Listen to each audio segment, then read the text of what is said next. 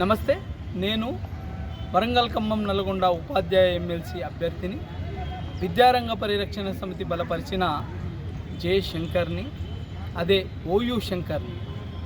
ఇలా 4 డిఏలు పెండింగ్లో ఉంటే ఒక డిఏని 17 భాగాలుగా వేసి మీ జీపీఎఫ్ అకౌంట్లో బదిలీ చేసినామని చెప్పి ఆ జీపీఎఫ్ డబ్బులు తీసుకోలేని పరిస్థితి క్రియేట్ చేసి మళ్ళీ దాని పైపెచ్చు మీకు ముందస్తు ట్యాక్స్ కట్ చేస్తుంటే ఒక్క ఎమ్మెల్సీ, ఒక్క ఎమ్మెల్యే, ఒక్క ఉపాధ్యాయ సంఘ నేత ఒక్కరు కూడా మాట్లాడలేదు.